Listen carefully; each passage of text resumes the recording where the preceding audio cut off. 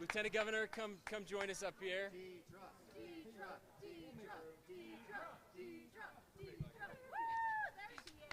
All right, ladies and gentlemen, the Lieutenant Governor of the great state of Utah. All right, you guys, the last 4 years have been incredible. They've been incredibly difficult. We have overcome enormous challenges as a state. But I have to say, being a partner with Governor Spencer Cox has been an incredible privilege. There were a lot of times in the last 4 years that he and I looked at each other and said, this might cost us the election next time, but we don't care. We're going to do it because it's the right thing to do. And I can't tell you how that helped me sleep at night as a leader in the state of Utah, to know that we were making decisions, even hard decisions, because they were the right thing to do, even if they weren't maybe the popular thing to do. And I'm really grateful that the Republicans in the state of Utah have chosen to nominate us once again, and we're going to work really hard for the rest of the election season and win the votes of the rest of the people of the state of Utah. Yeah, thank you. Well, to all of our supporters here tonight, thank you so much for being here in the heat. Thank you for showing up. Thank you for knocking doors. Thank you for putting signs up. Thank you for talking to your neighbors and your friends. We have an incredible state. We are so lucky to be able to serve in these positions over the past 4 years, and we're really excited to get ready for November. I just want to say a couple things and thank a couple people. I have to thank my incredible wife, Abby, the First Lady of this state. She does more than most of you realize. She has done so much good in this state, and I'm so grateful for her. I'm proud of her. I love her. Thankful for my children who have put up with all of the nonsense and have been with us throughout all of this. These things are really hard on families, and it doesn't work unless you have a tremendous amount of support at home, and we're both lucky to have that incredible support. Gabe Henderson, the second gentleman who is here with us, incredible. Thank you, Gabe, for all that you do. We love you, my friend. I also want to thank my cabinet and senior staff. Look, sadly, elections become about memes and 280 characters on Twitter or X and Facebook posts. But the real work of governing happens every single day. And I'm here to tell you guys, we have the best cabinet and senior staff in the history of Utah and anywhere in the country right now. These people have all given up better jobs, higher pay to sacrifice, and Utah is the best run state in the nation for a reason. It's not because of me, it's not because of the Lieutenant Governor, it's because of these people who toil every day to do the hard things and get things done. Look, we try hard to do things the right way. We don't always get it right. I'm the first to admit that. But we believe that there is a better way to govern, that the way that our country is trending, the polarization that is out there is not healthy. The destruction of institutions, destroying trust in our neighbors, destroying trust in our fellow Americans, destroying trust in the institutions that have made us the greatest nation on earth and the greatest state in the nation is not healthy for any of us. So I'm proud that we rose above the fray, that we did it the right way. We did it without attacking. We did it without negativity. And I'm grateful that the people of Utah responded. You'll notice in our logo up here, we have a heart in the middle of that state. Look, I believe that you can, let me put it this way. I reject the notion that to be strong, you have to be mean. There is nothing conservative about tearing other people down.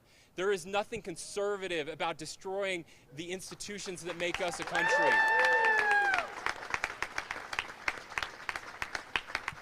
There is nothing conservative about treating our fellow Americans with contempt. I challenge the notion that we aren't the most conservative team in this race. We aren't the most populist team, that's for sure. But we are the most conservative team in this race. And it's those conservative values that has made Utah the greatest state in the nation. And we are proud of those conservative values. We're proud to stand as the nominees of the Republican Party. We look forward to a clean race as we move towards November. We look forward to winning in November, and we look forward to 4 more years of prosperity to the #1 state in the nation. Every governor thinks that, but U.S. News & World Report proved it, that we are, once again, 2 years in a row, the #1 state in the nation. We're proud of that. Thank you to our volunteers, our friends and family. We love you so much. You make this state great. It's about you. We the people won this race, and we're proud of you. And with that, we're happy to take any questions. Governor, how much did those attacks from the right impact you as you campaigned? I want to be clear. Those attacks don't come from the right. Populism is not the right. Populism is not conservatism. And I wish the media would get this right. This is something different. This is something different. But yes, negative campaigning works, or people wouldn't do it. It doesn't mean it's good. It's not good for your soul. It's not good for our country. It's not good for our state. And so, yeah, those things work. And tragically, many people believe those. And so we will work really hard, continue to work really hard to tell people the truth about who we are and what this state is about. And we always believe that in the end, truth will win. And we proved that again this time. Governor, what do you think about what this race says about Trump's influence in Utah? Look, Donald Trump is the nominee of the party nationally. He's going to win here in Utah. Again, I think, though, our Republican Party is different in Utah. Many Republicans will vote for Trump, and that's okay because that's the nominee, right? But I think what we've shown is, again, we're different. We do care about our neighbors still, and we should. We shouldn't put our political identities first. We are Utahns first. We are Utah Jazz fans first. We're now hockey fans. We're a whole bunch of other things before that, and I think it shows. And by the way, I think we're the last bastion of hope for the rest of the country when it comes to a republicanism that is inspirational, that is forward-thinking, that cares about solving problems and not tearing down. That's the difference. That's the difference. If you look at the race that we ran, we are about solving problems. There were no proposals submitted. Our opponent has been in the legislature for 6 years. If any of those things he said were true, he could have solved them in 6 years, but he didn't. We are about problem solving, and our Republican Party in Utah is about problem solving still. How do you welcome his Robert? Those attacks were different. How do you mean different? What were they? You said they weren't attacks from the right. They were something different. No, I just don't like this idea that that we're calling people conservatives because of the way they treat other people. That's not conservative. Policies are conservative. We have a conservative philosophy. This idea that that's the right, versus moderate, just doesn't ring true to me, and I don't think it rings true to most Utahns. I guess the question I asked, yeah. What were they if they weren't attacks? They're populist. Yeah.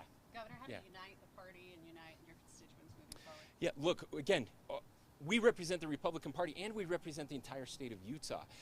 We have an opponent. We have an opponent whose ideas, I believe, are very dangerous for our state. Ideas that would radically transform our state. We are where we are because of the conservative governors that we've had in the past, like Governor Gary Herbert, who was here, in whose footsteps we get to follow. Governor Leavitt before him. We've had incredible governors in our state, and that's going to continue. And so there is a real choice on the ballot in November. It's a real choice. It's a very different choice, and I know that Republicans will respond to that. What is your hope for the next 4 years if you do win in November? What do you want to see Utah look like in 4 years? Yeah, so we have a lot of work left to do, and it's continuing things we're working on. We've mentioned the price of housing. We know it's too high. We passed several bills. They're just going into effect now that are going to have an impact, but that's a big one for us. That's a big one. We're going to continue to work to prepare for the Olympics that are coming in 10 years. The next 4 years are going to be crucial in the work that we're doing there. So it's an exciting time to be a Utahn. There are major plans to transform downtown Salt Lake City. We're going to be working with the mayors of the city and the county on making that happen.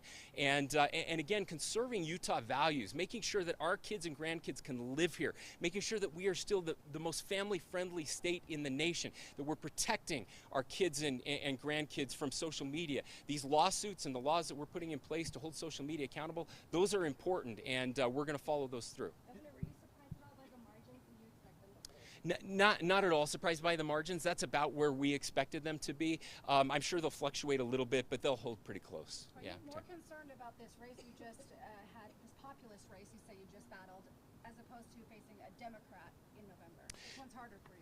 Look, they're both challenges, distinct challenges. They're both important. I don't know that one's harder than the other.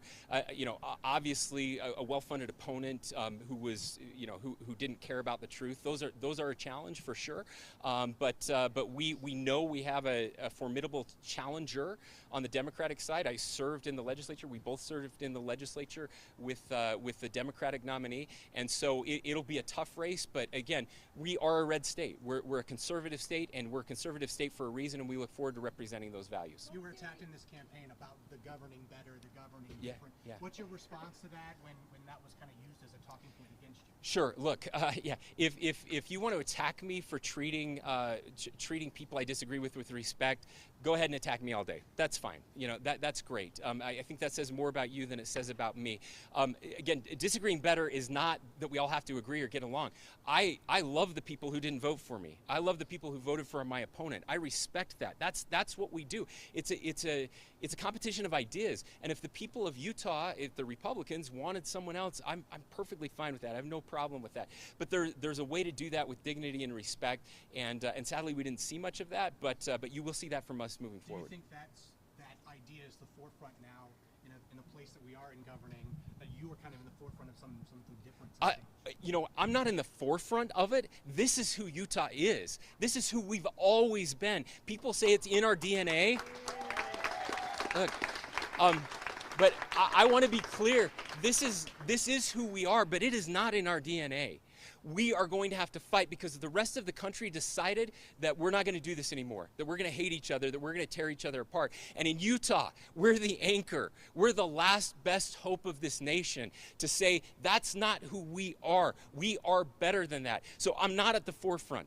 I'm not at the forefront. I am following generations of leaders from Utah who have always done it this way.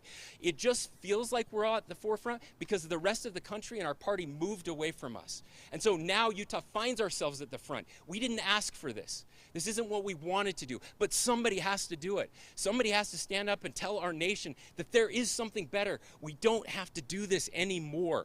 We can fight about ideas. We can have elections. We can have a battle of ideas. But at the end of the day, we have to respect the results of those elections, and then we have to work to make our country better, no matter who wins. And that's what we're going to do. Last question. Tomorrow morning, you got to get up. Last question. Tomorrow morning, you got to get up. You got to do it all again. Yeah. What do you say to yourself? What does Abby say to you to get you to roll out and do this all over again? There's a moment in every race where we look at each other, and you ask yourself, why do we do this? When you see the 30th attack that day, making up something, questioning your integrity with no evidence, nothing, you start to wonder, is it worth it? Like, we both had better lives before this. There are so many other things we could be doing. And then you roll out of bed and you go to a school and you see these amazing teachers and these kids. You see the Special Olympics kids that Abby works with. You see the people of Utah just doing good every day. And then you realize we are the luckiest people on earth. We're the luckiest people in this state. That burden just lifts. It goes away. And who gets to do this? We don't take it for granted at all. We pinch ourselves every day and think, I can't believe we're here. It doesn't make any sense. If you look at our backgrounds, if you look at where we grew up, how we grew up, if you look at the challenges that our families had when we were younger, they don't let kids like us do stuff like this. And yet we're here and we get to do this. We're no different than anybody else out there. And that's what's amazing about this great country that we call home. This land of liberty, the Declaration of Independence that says that we have these unalienable rights of life, liberty, and the pursuit of happiness. And we, the people, hold the power, and we get to decide who wields it. And you don't give it to kings. There isn't a lineage that it comes from. You can come from Sanpete County in Spanish Fork and still get to do this. And so, you guys, it's the privilege of a lifetime. We love you. We love this state, and we're so blessed to be here. God bless you all. Thank you for being here tonight. Thanks, you guys.